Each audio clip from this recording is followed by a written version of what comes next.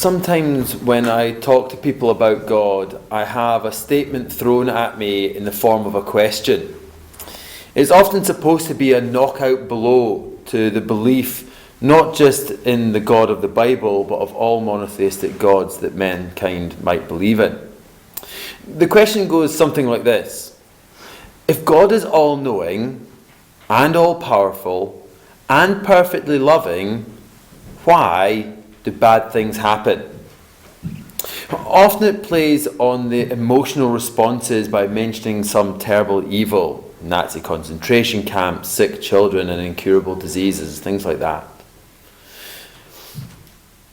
Because the question is not really a question, you can feel the hostility behind it. I'm rarely given the opportunity to respond in anything like a coherent way. I often simply have to suggest that Christians are not uneducated, unthinking, hateful people that the media would wish to portray as us.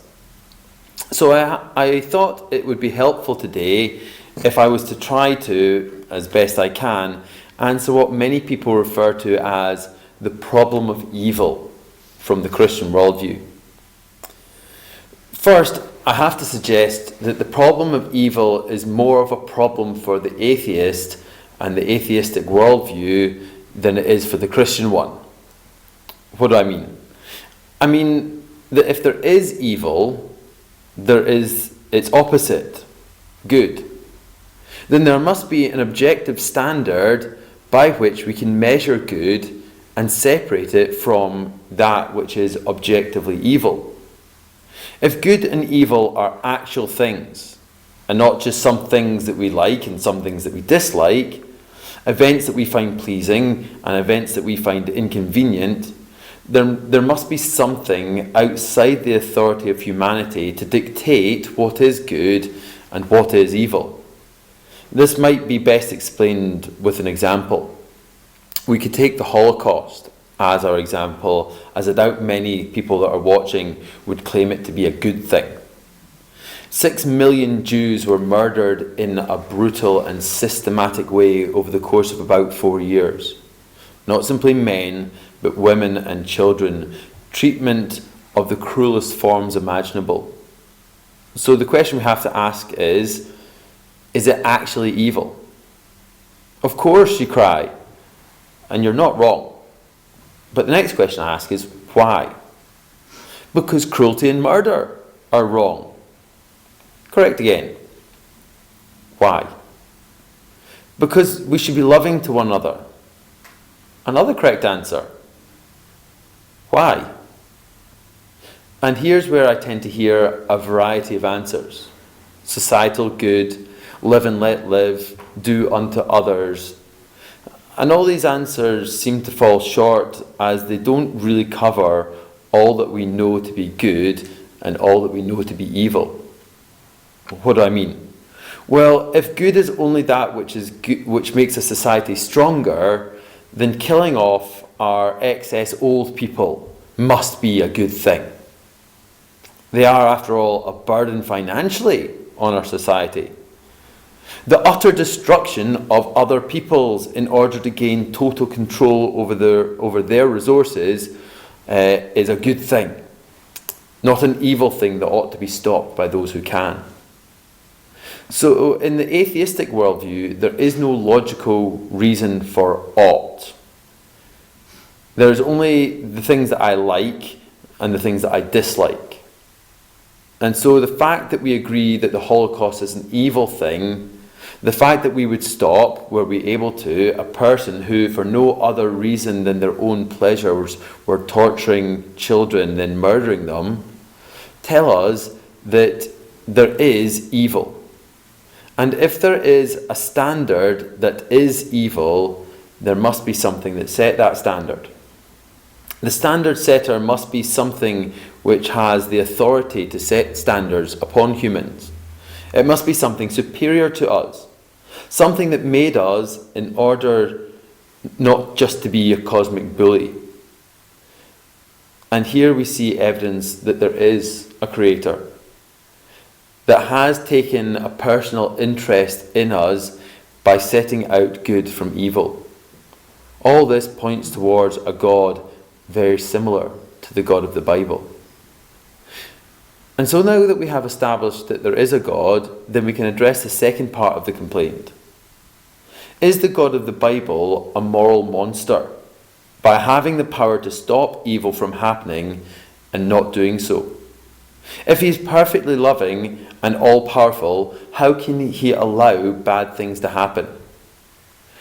We would have to establish first what the source of evil is, what God should do about it, and is that perfectly loving to do that, or is there a better option?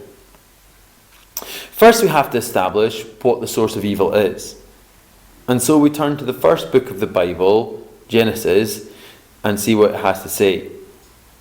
Genesis chapter 1 gives us the account of God making the earth, and we see that in verse 31 it says, "And God saw everything that he had made, and behold, it was very good." So there it is. What God had created was very good. So we cannot claim that God made the earth with evil in it. Evil had to come in some other way. To find out where, we need only look on a little further in Genesis.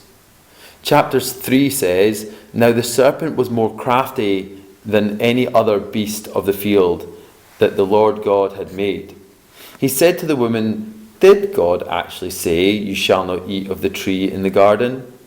And the woman said to the serpent, 'We may eat of the fruit of the trees of the garden, but God said, you shall not eat of the tree that is in the midst of the garden, neither shall you touch it, lest you die.' But the serpent said to the woman, 'You shall not surely die, for God knows that when you eat of it, your eyes will be opened, and you will be like God, knowing good and evil.' So when the woman saw that the tree was good for food, and that it was a delight to the eye, and that the tree was to be desired to make one wise, she took of its fruit and ate. And she also gave some to her husband, who was with her, and he ate. And the eyes of the both were opened, and they knew that they were naked, and they sewed fig leaves together, and they made themselves loincloths."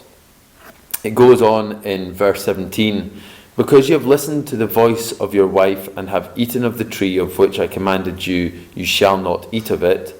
Cursed is the ground because of you. In pain you shall eat it all the days of your life. Thorns and thistles it shall bring forth for you, and you shall eat the plants of the field. By the sweat of your face you shall eat bread, till you return to the ground. For it was out of it you were taken, for you are dust, and to dust you shall return." Because of Adam's sin, the whole creation was altered. It was broken. It was cursed just as man was cursed. Romans chapter 8 verse 22 says, "For we know that the whole creation has been groaning together in the pains of childbirth until now." Paul explains that all creation is not working as it should. Man's sin has caused this brokenness. We underestimate just how big a problem sin is. It is the great challenge that humanity faces, and we have nobody to blame for it but ourselves. We took that which was perfect, and we by our own endeavours broke it, twisted it, polluted and perverted it to the detriment of all. Are you getting what I'm driving at? I want you to feel the enormity of just how destructive one sin can be. One disobedience, one twisting of God's laws to have it mean something it doesn't mean. Those little sins that we do daily are enough to have an impact on all of creation. Adam was the first, yes, but don't think for 1 second that you would not have failed just as he did. You have done wrong. Objective wrong, and it does more impact than just on yourself, and I don't exclude myself from this guilt. So what should God do about this evil? Well, you say he should stop it. Intervene to ensure that evil does not happen. Okay, but you need to know what you're asking for. When you make that cry for justice on evildoers, it is a cry of judgment upon yourself. If the perfect God is to perfectly stop evil, he must stop you. He must destroy you and me and everyone else. Do you see the problem? If God were to dole out justice now, it would mean utter destruction for all. There could be no escape. If he were to deal with you righteously, just and holy God must be. But in this scenario, there was not so much love. So perhaps there's a better option for us. Perhaps there's a way that God could deal with the problem of evil without utterly destroying everyone. What would you say if I told you that's exactly what the Bible says? It tells us that God took on humanity in order that he might die, that he might shed his own blood so that the problem of sin could be dealt with once and for all. Hebrews chapter 9 tells us, under the law, almost everything is purified with blood, and without the shedding of blood, there's no forgiveness of sins. And so God took on human form as Jesus of Nazareth and went to die for you. Hear that now? He died for you. Romans chapter 5 verse 8 tells us God shows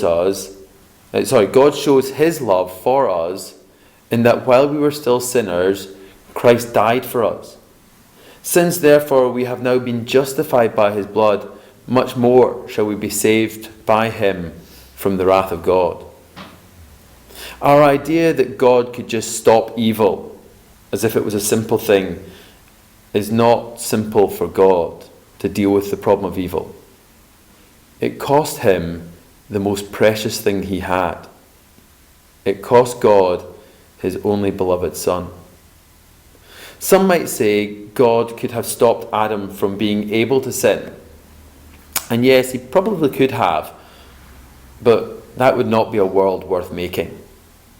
What if instead of having children, women simply knitted dolls that they could talk to and take on walks with the buggy? We need to have free will if we are to be of value. God obviously decided that having beings that were free to choose to do the right thing was of much greater value than if we had to choose to do the right thing. He thought it worthwhile even if that also meant we could choose to do the wrong thing. So God has paid the price required to fix the problem of evil. But there is still evil in the world. So what does that mean? Does it mean that God failed? No. It means that the payment has to be applied. It has to be applied in an individual way to each and every one of us. If we are to take advantage of this opportunity to deal with the problem of evil in our own lives, we must acknowledge before God that we have done wrong. We must ask God to forgive us our wrongs because of what Jesus did on the cross when he died for us. We do not need to go on pilgrimage. We do not need to live a great moral life. We do not need to be part of a church. We do not need to get baptized, give money to charity, visit sick people, or any of the other things man has dreamed up to make God look more favourably on them. He has told us we need to believe on his Son Jesus. And that's it. Add anything and you're basically saying that you do not believe God. You think he has missed something out. Perhaps you think that you know better than God.